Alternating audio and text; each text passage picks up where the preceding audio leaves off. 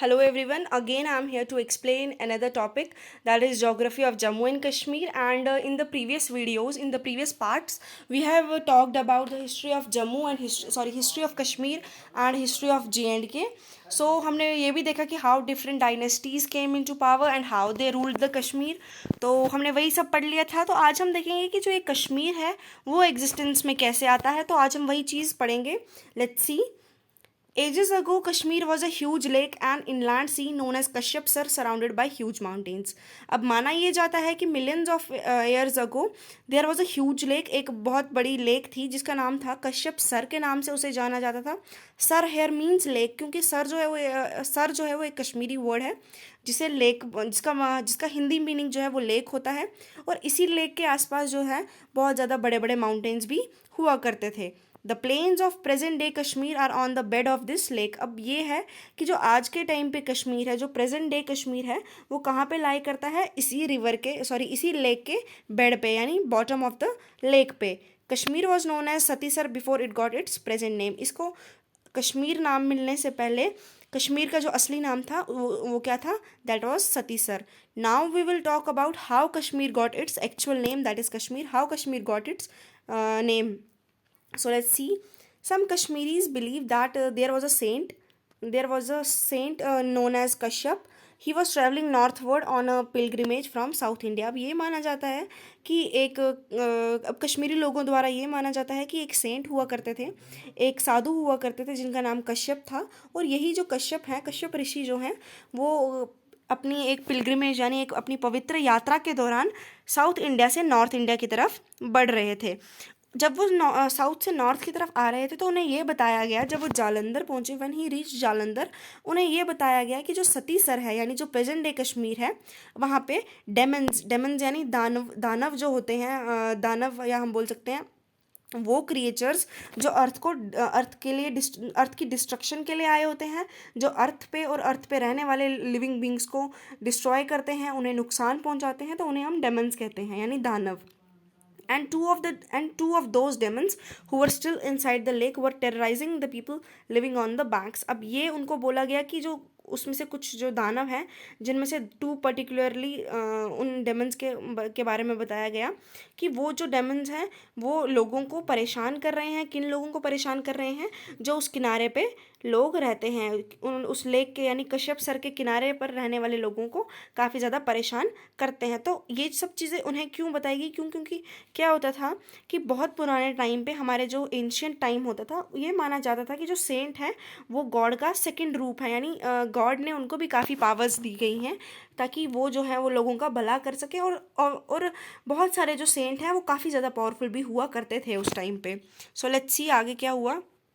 The goddess Sharika arrived at the stage in the form of an enormous bird. अब इस time पे क्या हुआ, जो गॉडेस शारिका थी यानी जो देवी शारिका हैं, वो इस टाइम पे आई किसकी फॉर्म में, एक बर्ड की फॉर्म में. और उन्होंने क्या किया, अपने माउथ से यानी अपने मुंह से एक बहुत बड़ा एक चमत्कारी स्टोन यानी डिवाइन स्टोन जो है वो कहाँ पे डाला, उन डेमन्स के ऊपर डाला, उन डेमन्स के ऊपर फेंका. और जिसके कारण क्या हुआ, वो जो डेमन्स थे वो मर गए, दे डाइड. एंड ये माना जाता है कि वही जो ये स्टोन है, ये किसकी फॉर्म में है आज प्रेजेंट डे किसकी फॉर्म में है, एक हिलॉक की फॉर्म में है.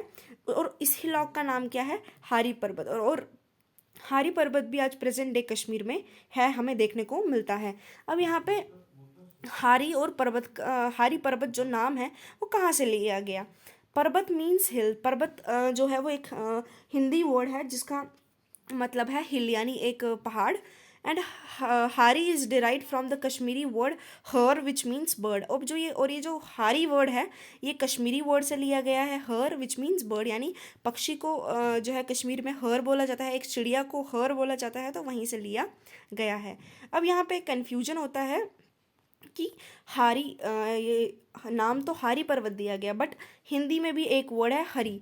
हिंदी में जो वर्ड हरी है उसका मतलब है गॉड, बट ये जो कश्मीर में हारी पर्वत है इसका नाम हरी पर्वत नहीं, इसका नाम हारी पर्वत दिया गया है. क्यों? क्योंकि हारी जो है वो कश्मीरी वर्ड है जिसका मतलब हर होता है. तो ये हमें यहाँ पे कन्फ्यूजन नहीं क्रिएट करना है कि ये हिंदी वर्ड से लिया गया, नहीं, ये एक कश्मीरी वर्ड से ही लिया गया है. And so the Kashyap of Kashmir comes from the name of Kashyap Rishi. Sorry and so the Kash of Kashmir comes from the name of Kashyap Rishi. और कश्मीर का जो कश नाम है वो कहाँ से पड़ा है? कश्यप ऋषि के कश से पड़ा हुआ है। Others believe that in the ancient Prakrit sorry Others believe that in the ancient Prakrit language, कश means channel and Mir means mountain. अब कुछ लोग ये भी बिलीव करते हैं, क्योंकि जब हमारा एंशियंट टाइम चल रहा था, एंशियंट पीरियड चल रहा था, तो क्या हुआ था कि उस टाइम पे प्राकृत लैंग्वेज को काफ़ी ज़्यादा लोग जो हैं वो अपनाते थे। जैसे आज के टाइम पे लोग हिंदी, इंग्लिश, ये सब लैंग्वेजेस जो हैं वो उसे प्रेफरेंस देते हैं। तो उस टाइम पे क्या होता था, प्राकृत लैंग्वेज को काफ़ी प्रेफरेंस दी जाती थी, और उसके बाद संस्कृत लैंग्वेज को। तो प्राकृत लैंग्वेज जो था वो एज अ कॉमन वे था लोगों का टॉक का, यानी कॉमन वे ऑफ टॉकिंग था प्राकृत लैंग्वेज। तो इसलिए क्या लोग मानते हैं कि प्राकृत लैंग्वेज में कस का जो क्या मीनिंग है, चैनल यानी एक दरिया टाइप, और मीर मतलब माउंटेन, यानी वो दरिया जिसके आसपास माउंटेन है, वो दरिया जिसके आसपास बहुत बड़े बड़े पहाड़ हैं, माउंटेन्स हैं। तो उसके लिए इन्होंने इसको वहाँ से भी रेफरेंस दी है, और साथ ही साथ यहाँ से भी दी है कि कश्यप ऋषि के कश से जो है वो कश्मीर का कश आया है। और जो ये मीर है, मीर मीन्स माउंटेन। तो आई थिंक ये जो है ये आपको क्लियर हो गया होगा कि कश्मीर का नाम जो है वो कश्मीर क्यों पड़ा गया, और इसे पहले क्या बुलाया जाता था, और देन व्हाट हैपन कि goddess Sharika she arrived, and फिर उनके कारण क्या क्या हुआ था। Now we will talk about the physical information, कि अब हमने पढ़ लिया एंशियंट टाइम में क्या हुआ था, बट आज के जो फैक्ट्स की बात करते हैं अब हम उन्हें देखेंगे।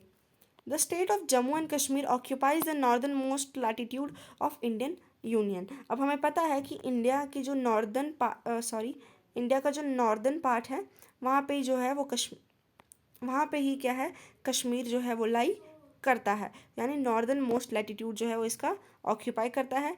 The state lies between 32 degree and 15 minutes and 37 degree and 53 minute north latitude, and 72 degree 35 minute and 80 degree 20 minute east longitude. यानी ये जो है इसका लॉन्गिट्यूड एंड लैटिट्यूड एक्सटेंशन दिया है कि जम्मू कश्मीर का लॉन्गिट्यूडनल एंड लैटिट्यूड एक्सटेंशन क्या है।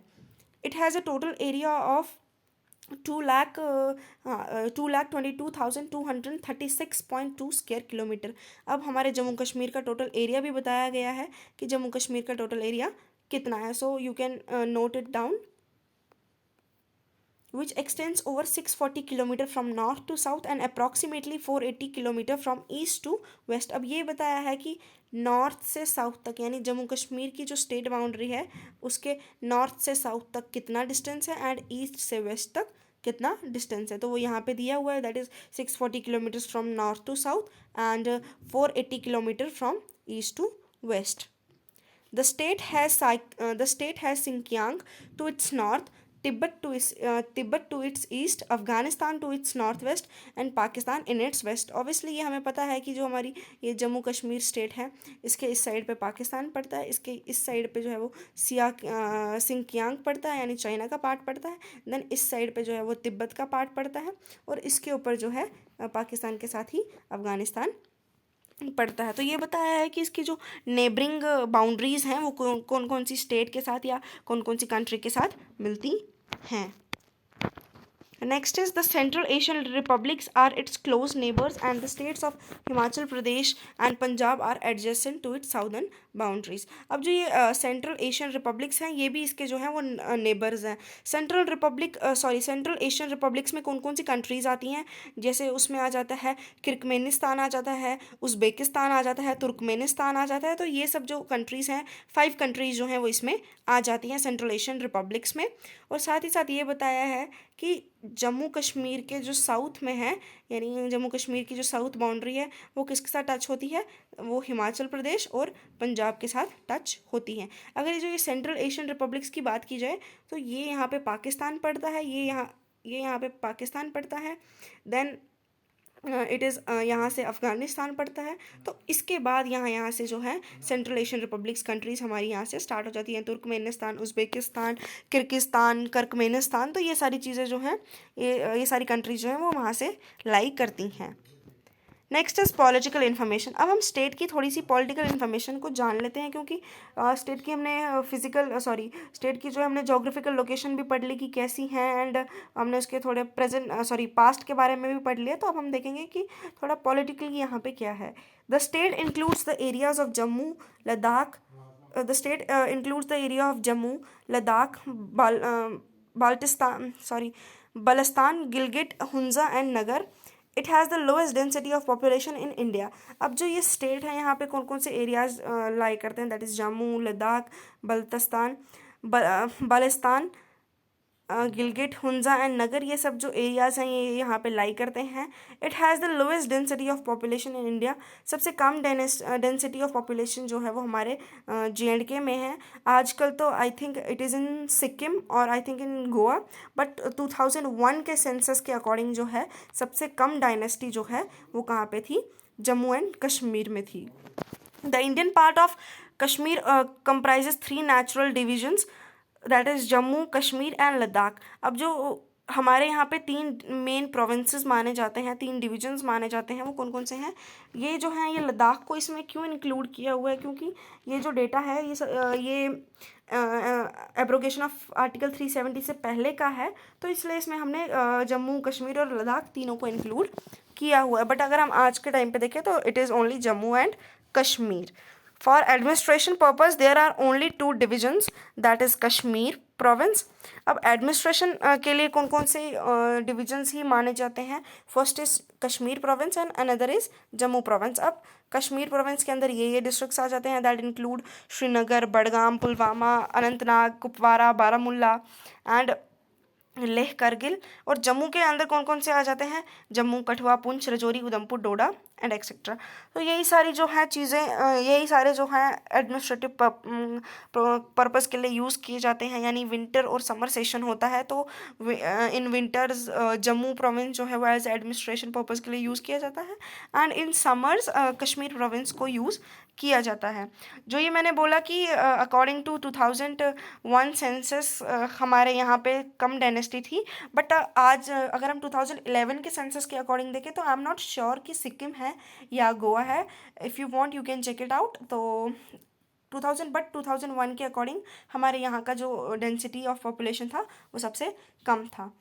So hope you all will like this video and enjoy this. अगर आप लोगों को इन्फॉर्मेटिव लगती है तो चैनल को सब्सक्राइब करें एंड कमेंट जो है वो ज़रूर करिए, ताकि पता चले कि क्या क्या नई चीज़ें चाहिए या कि वीडियो को कैसे बेहतर बनाया जा सके।